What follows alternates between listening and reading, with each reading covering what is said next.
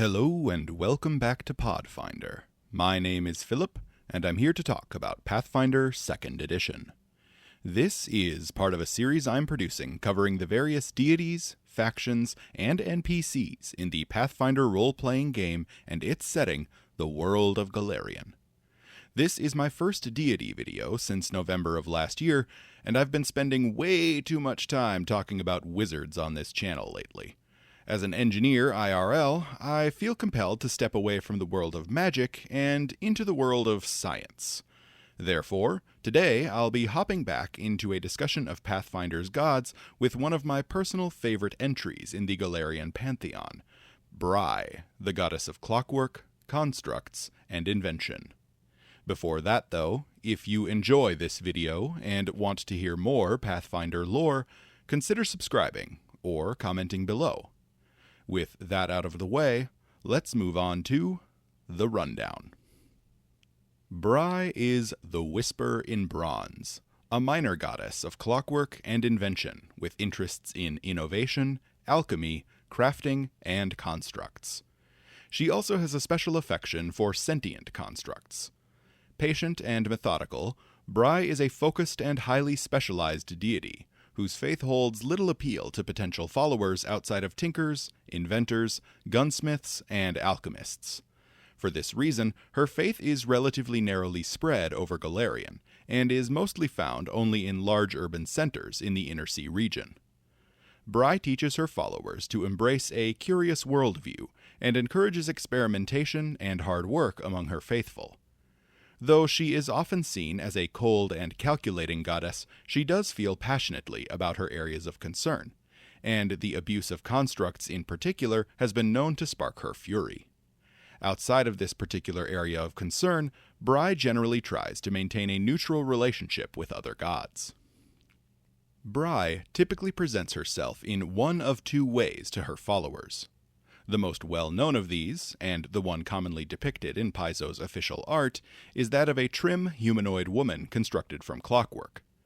Bronze is the most common metal throughout her body, though other metals like silver, steel, and gold appear to be present as well. This version of Brigh is capable of opening a cavity in her chest, and producing from it small clockwork creations or mechanical components. The second form which Brigh employs is that of a perfectly symmetrical humanoid woman wearing intricately crafted clockwork armor with a bronze helmet. While Brigh wields no weapon in this form, she has been known to spontaneously craft clockwork weapons from her armor. Much like the other form, this version of Brigh has been known to give clockwork creations to her followers, only this time by removing them from her armor. Regardless of which form they come from, devices given by Brigh have a tendency to awaken as living constructs. Followers of Brigh depict her in both forms equally, but might also use the image of a floating bronze mask as a representation of their goddess. While she is most commonly depicted as vaguely human in appearance, gnomes have been known to depict her as a member of their own ancestry, using wires of various metals to depict their distinctive eyebrows and hairstyles. While I haven't found any record of depictions of Brigh which resemble other ancestries, I don't see a reason why they shouldn't exist, as Brigh doesn't seem to care much for ancestral differences among mortals. Brigh makes her home in the Citadel of Resplendent Clockwork in Axis. This enormous structure towers over the district of Octun, and stands more than 2,000 feet high. Its appearance is an odd mix of Gothic architecture and clockwork, made primarily from marble, glass, and bronze, with other materials making up individual gears and components. The interior of the structure is accessed via a series of clockwork portals. The whole building can be reconfigured according to Brigh's desires, so it might suit whatever research she is pursuing. In addition to hosting Brigh's divine servitors and the souls of the faithful, many axiomites and a select group of inevitables use the building to collaborate on secret projects. The primary holy text through which Brigh communicates to her followers is the Logic of Design. Unlike most other holy texts I've discussed so far, Logic of Design isn't treated as religious dogma, but is instead seen as a rigorously studied, tested, and verified scientific document. This is in large part because the text takes the form of an essay or series of essays discussing the scientific method and the various methods used to properly document and experiment during the process of innovation. Later sections of the text also describe the basics of various subdivisions of science, including metallurgy, statics, dynamics, kinematics, alchemy, chemistry, and electricity, among others. Basically, everything baby me would have needed back in Mechie 101. Interestingly, the text appears to have been written as a collaboration, as the style of writing changes dramatically between sections. In addition to these lessons on the basics of science, Brigh also communicates other teachings to her followers. The most prominent of these practical philosophies is the idea that three pillars uphold a Brightite's worldview: question, propose, and test. Questions prompt proposed answers.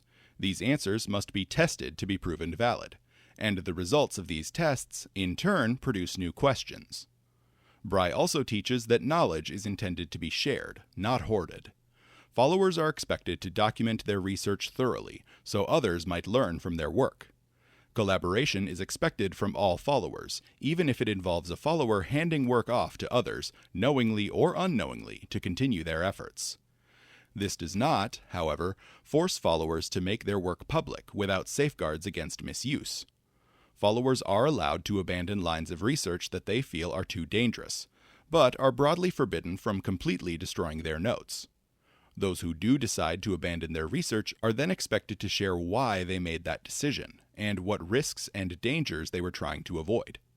This emphasis on the importance of sharing information applies to followers even after death. The faithful are expected to make their notes navigable by others, with the intention of allowing later researchers to continue their work long after they are gone.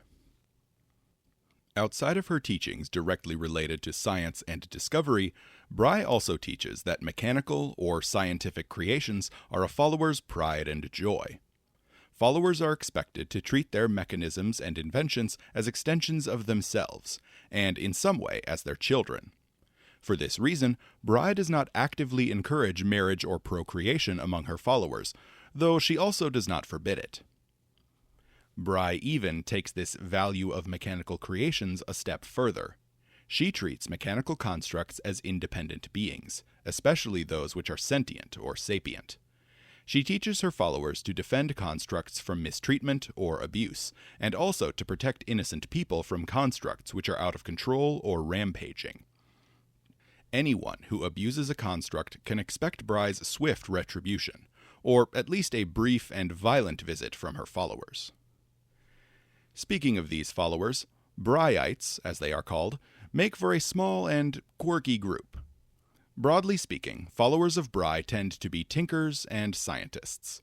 The more scholarly among them live lives squirreled away in laboratories or workshops, devoting themselves to their research and refining their areas of study. Other, more adventurous priests pursue field research. They venture into the wider world, seeking rare crafting materials or exploring the ruins of lost civilizations in search of lost technologies.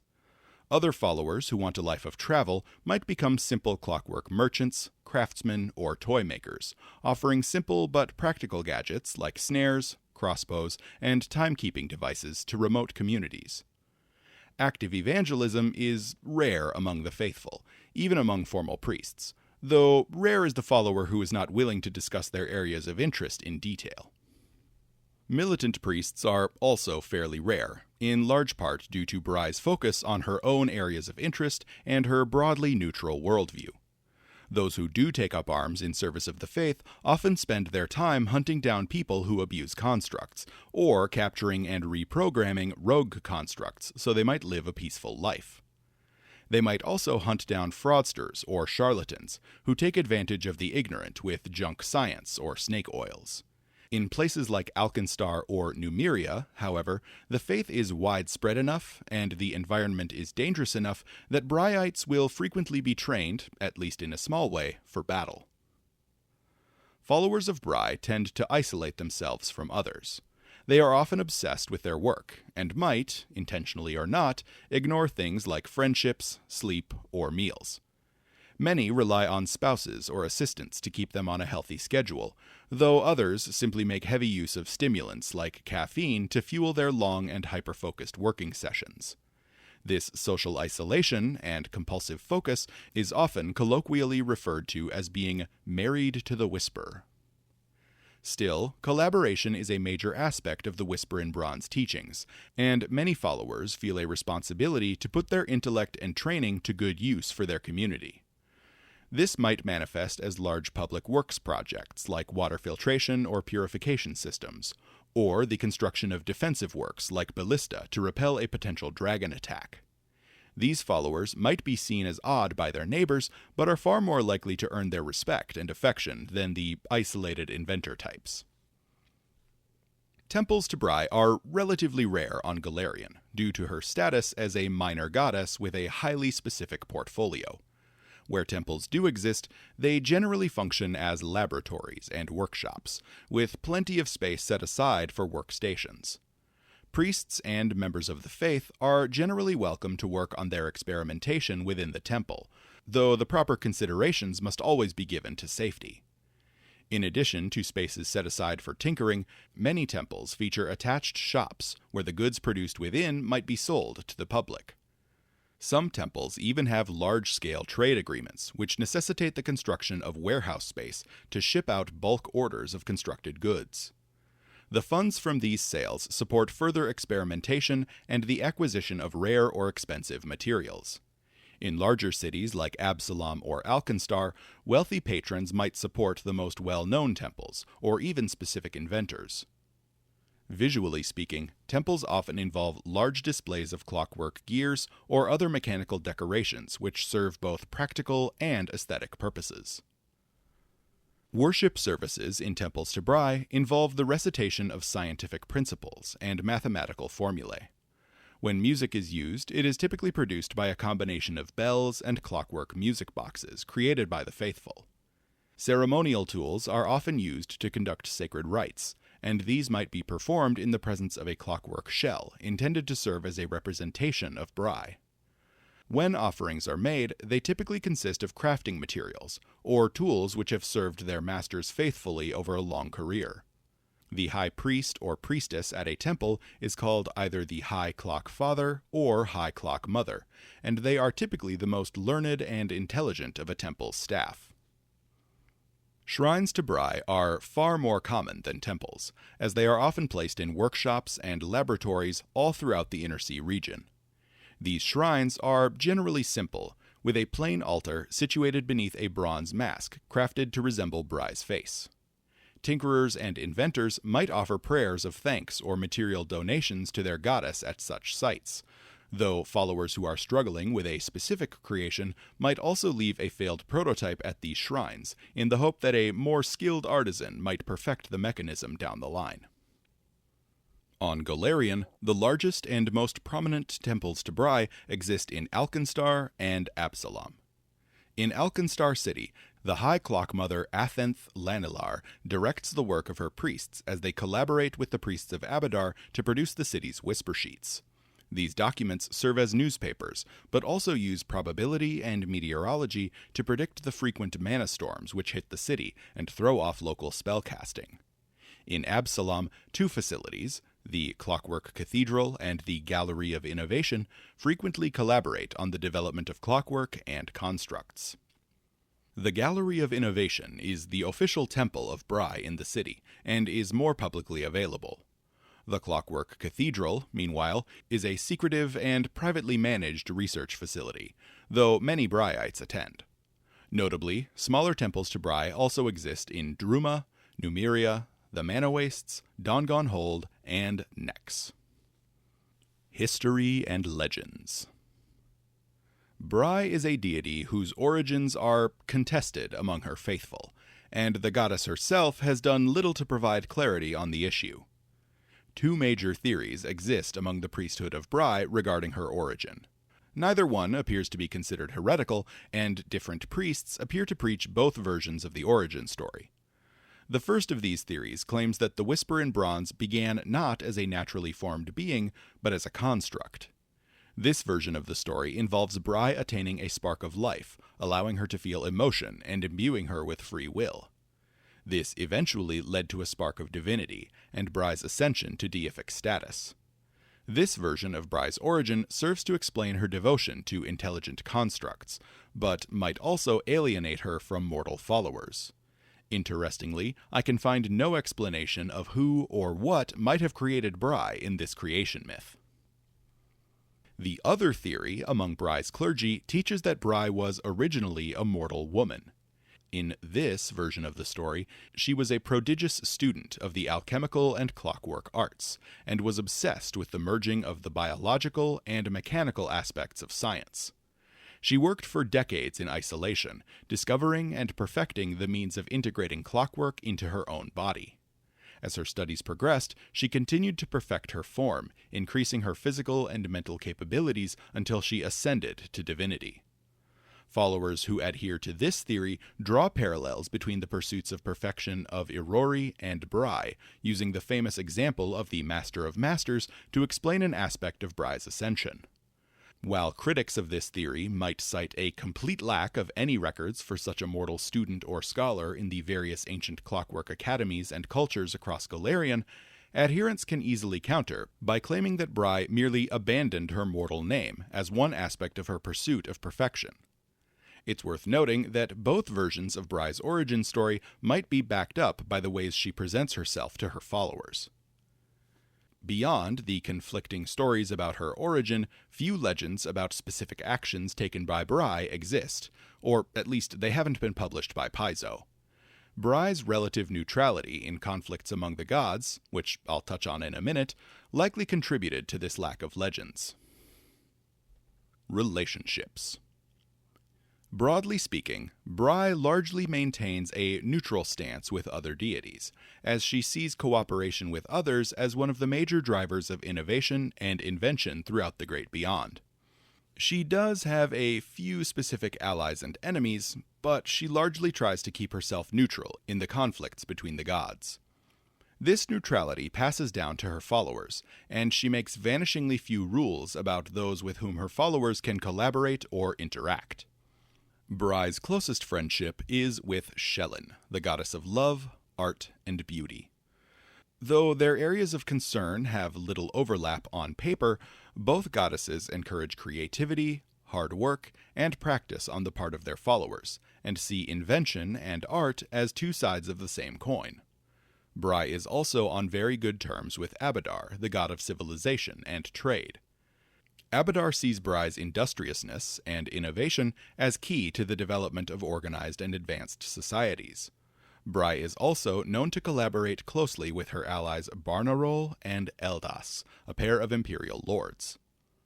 Barnaroll emphasizes the pursuit of innovation, but teaches that responsible innovation should be intended for societal good. Eldas, meanwhile, is focused on architecture and the construction of defensive works. Caden Kalian has an interest in the science behind the brewing of alcoholic beverages, and so respects Brigh and her followers, though it isn't clear if this appreciation is mutual. Desna, meanwhile, sees Brigh as a kindred spirit, as both goddesses possess a primal and powerful sense of curiosity. Perhaps the most interesting of Brigh's relationships is that which she is forming with Cassandra Lee, the recently ascended Iron Goddess from Numeria.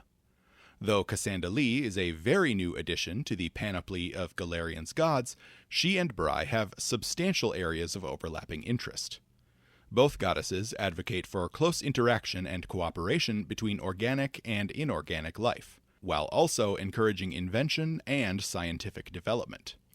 Brigh and Cassandra Lee will eventually go on to become further entwined according to the lore of Starfinder, but that topic will get a video all its own someday down the line. Brigh is also a member of the Wheels of Innovation Pantheon. This pantheon focuses on the act of innovation and creation, with special note of the overlap between artistic and scientific creation. The members of this pantheon include Akriti, a Nexian god of oozes and change, Barnaroll, the demigod of alchemy and invention, Brigh, a goddess of clockwork and innovation, Cassandali, the goddess of AI and artificial life, Nocticula, an ascendant goddess of art and redemption, and Torag, the dwarven god of community and forges. While Brigh tries to maintain neutral relationships with most deities, several of note have earned her ire.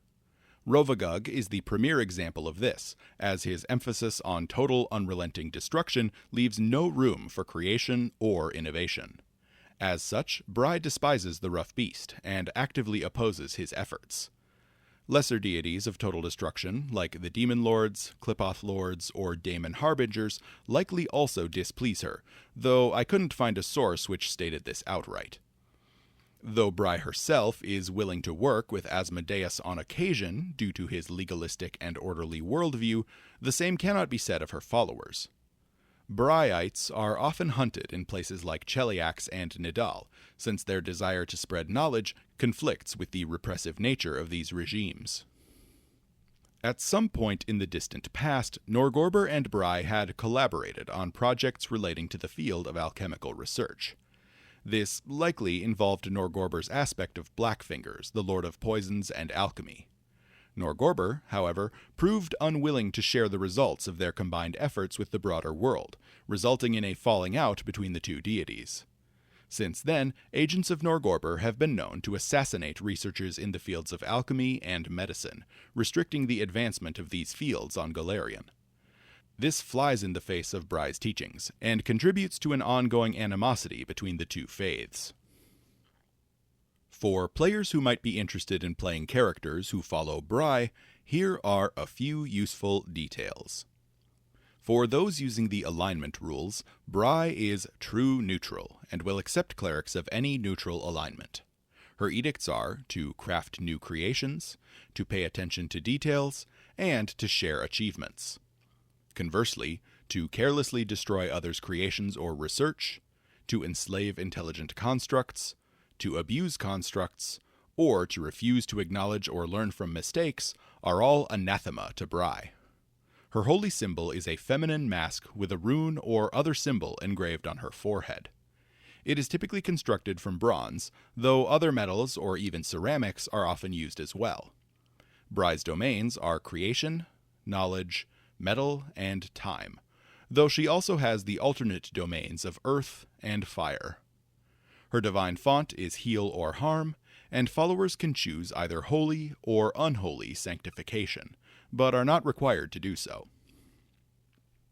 Brigh's sacred colors are bronze and silver, though they might be represented by gold, yellow, and white, when metallic decor is impractical or unavailable.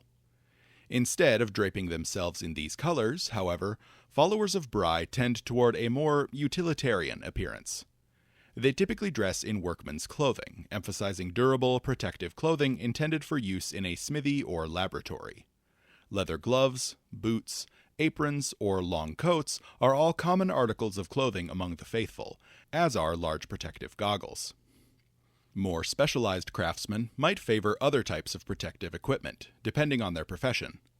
As an engineer, I am very glad to see that Brighites take the use of PPE very seriously. A healthy amount of wear and tear on one's clothing and equipment is considered normal and expected among Brigh's following. Nearly all followers display their holy symbol of Brigh as a stylized button or buckle on their coats or belts, though some followers have been known to simply wear it as a pendant. Adventurers who follow Brigh have even been known to craft helmets or face shields in the shape of her holy symbol. Other decorations common among Brighites might include jewelry or tokens involving small gears or pieces of clockwork.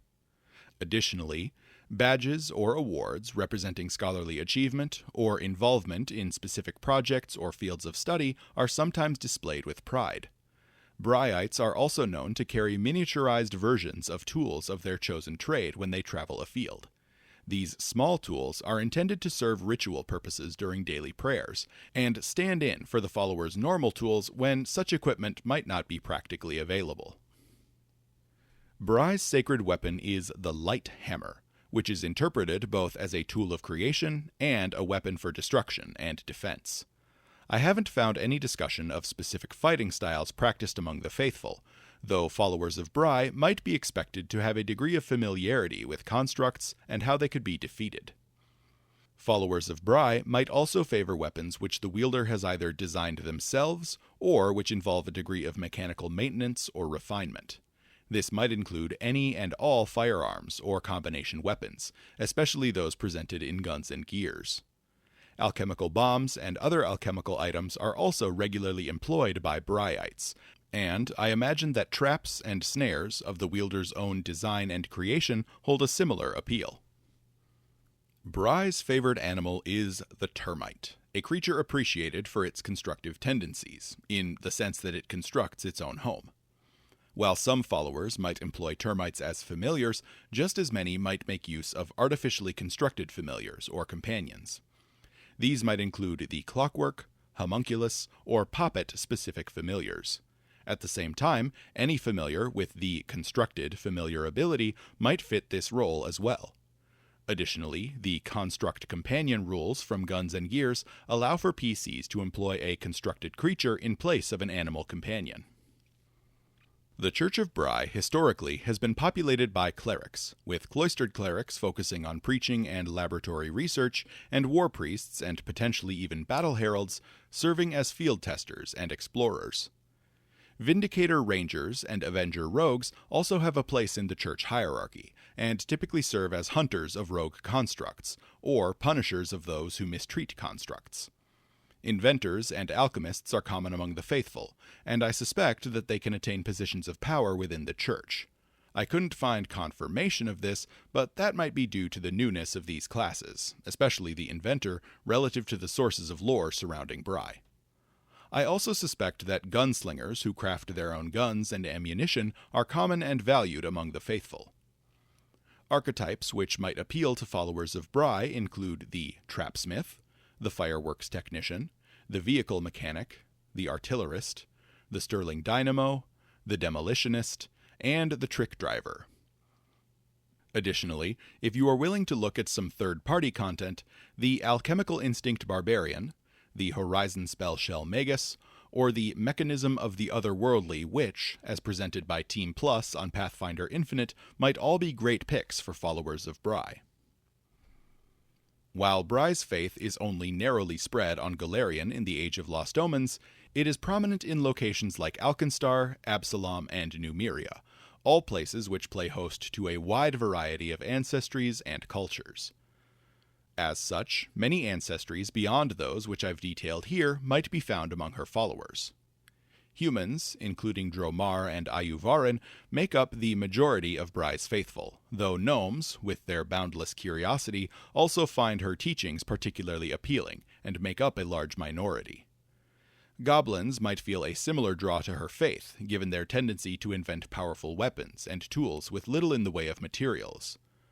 Dwarves, and especially the dwarves of Dongun Hold, also connect her faith to their ancestral practices of smithing and crafting. Thematically, intelligent constructs find Brigh's advocacy for their rights especially appealing. This might include automatons, puppets, and androids. Her faith might also hold a degree of appeal to flesh warps, especially those whose forms include aspects of either clockwork or alchemical reagents. Followers of Brigh are the types of people who pursue science in a hands-on way. Those who enjoy a simple life might make their way in the world as toy makers, clocksmiths, jewelers, or gem cutters, while those who seek adventure might become alchemists, gunslingers, or inventors. They are detail-oriented people who meticulously document their experiments and observations. Brighites might find themselves deeply engrossed in their work, to the point that they avoid other responsibilities. At the same time, however, their problem-solving mindset can prove incredibly useful to their allies and friends, assuming their efforts can be directed toward useful and important ends. If you're looking for some points of inspiration from pop culture to help shape your roleplay at the table, there are quite a few scientist-type characters scattered across all forms of media who might work nicely. Dr. Emmett Brown, of Back to the Future fame, is a great representation of a quirky scientist who gets wrapped up in his experimentation, and maybe doesn't think through all the potential implications of his work, especially at the beginning of the series. From Brandon Sanderson's Stormlight Archive, the noblewoman and scholar Navani Colin effectively balances her impressive academic and scientific pursuits with civic and personal responsibilities, especially so in Book 4 of the series. Finally, on the more misguided and antagonistic side, Victor, from the greatest animated show of all time, Arcane, might represent a character who lets himself be consumed by his own thirst for knowledge and invention, with not enough heed for the dangers they might present. Other, less fleshed-out character examples might include Belle's father from Beauty and the Beast, or the Mechanist from Avatar: The Last Airbender. For GMs looking to integrate Brigh and her followers into a campaign, here are some ideas. Brigh's herald is the Laten mechanism, a massive clockwork construct in the shape of a termite, with a genderless metal human face crafted on top of its head. The Laten mechanism is a defender of all constructs, and especially favors intelligent and sentient constructs. It has been known to capture and reprogram intelligent constructs which have been forced into performing evil deeds, freeing them from servitude and restoring their free will. The Herald spends much of its time on Axis, where it spends its days as a researcher. Brigh also employs the services of several other servants who enact her will. Karapek, a living being made from bronze and steel, is a skilled alchemist and spends much of his time expounding upon theoretical advancements in science and clockwork. Salometta, a living woman made of some unknown metal, was a skilled inventor, and the energy which animated her form can be expelled like a breath attack to either deal damage or heal diseases. According to some sources, Brigh may have crafted these servitors from the souls of her most devout followers, blessing them with a perfected semi-mechanical form of her own design. Brigh's approval is marked by flashes of insight or inspiration in a laboratory setting. Followers who please her might also experience the smell of gunpowder or grease. Constructs might whisper words of encouragement or wisdom to their creators, and broken equipment might spontaneously be repaired. When Brigh is displeased, laboratory accidents become more common, ranging from chemical fires to the damaging of equipment or notes to spontaneous transmutation of test materials into dangerous reagents. Additionally, constructs might be compelled by the goddess to rebel against masters who anger her. From a storytelling perspective, a GM might craft an interesting adventure by contrasting the scientific followers of Brigh with a more dogmatic and religious community. A Brighite inventor in Cheliax, for instance, might very easily find themselves on the wrong side of the Chelish authorities, and might be arrested, prosecuted, and even executed for heresy. In addition to the religious fanaticism practiced by many of the local Hell Knights, the power structures of Cheliax actively benefit from the control of technology and the restriction of knowledge among the common people. A party of good-aligned PCs might find themselves witnessing a sham trial of a good-natured inventor, then feel compelled to act to prevent the death of this innocent person. On a larger scale, a whole adventure or campaign might be built around the discovery and exploration of an ancient clockwork facility built by some long-lost civilization. Many such civilizations exist on Golarion, so GMs have a lot of options to work with. In the Inner Sea, the Thessalonian Empire famously employed advanced clockwork, but if I talk about Thassalon for one more minute, I might explode. Just check out the 12 Days of Sinmas. Instead, I suggest looking at the Gistka Imperium. This ancient human empire rose to power in the Age of Anguish in northern Garund and southern Avestan, and made use of mechanical advances to dominate their neighbors. As an example of Gistka's advanced technology, the automaton ancestry was developed in Gistka. While Gistkan ruins are relatively uncommon, and haven't been detailed to a large extent by Paizo to my knowledge, they could present an extremely tempting target for devout followers of Brigh. This could allow a GM a great opportunity to get weird with it in terms of dungeon design. I'm talking things like enormous hollow gears with weird rooms inside that serve as rotating rooms in a dungeon, rooms with rapidly raising and lowering floors, which are the tops of enormous pistons, rooms with electricity traps, which are actually discharge coils for larger mechanisms. Feel free to get creative with it. I'm sure you could have a lot of fun. Finally, thinking high level, and with a mind for some serious homebrew, I like the idea of setting up a sequel to Iron Gods after Starfinder 2e finally drops. My suggestion is to get completely wild with it.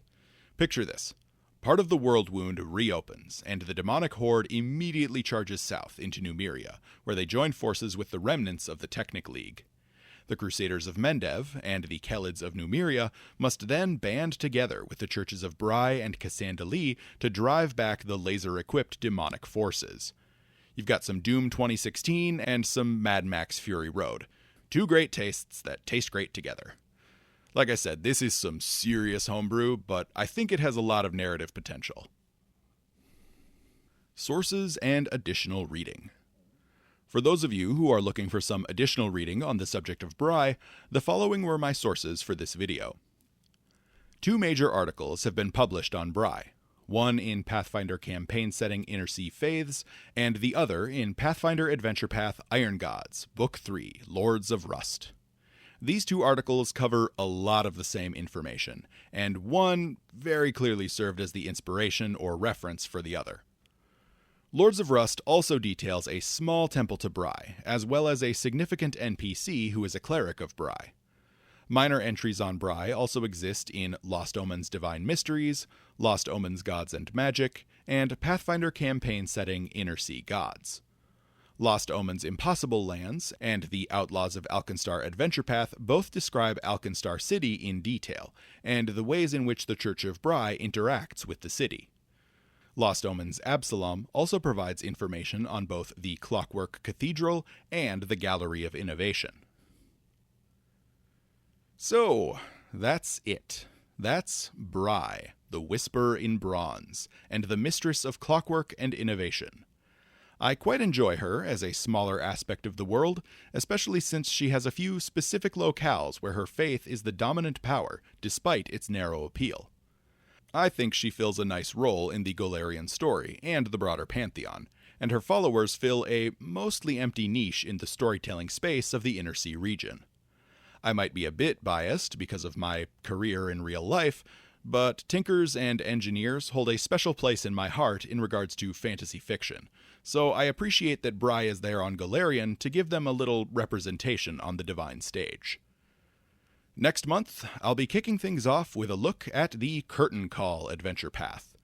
This one has me really excited, since it is a great example of the wacky stories which high-level Pathfinder can tell. I look forward to sharing my thoughts with you about this over-the-top AP, and helping you build characters who are as at home on the stage as they are on the battlefield. Thanks for watching, and I'll see you next time.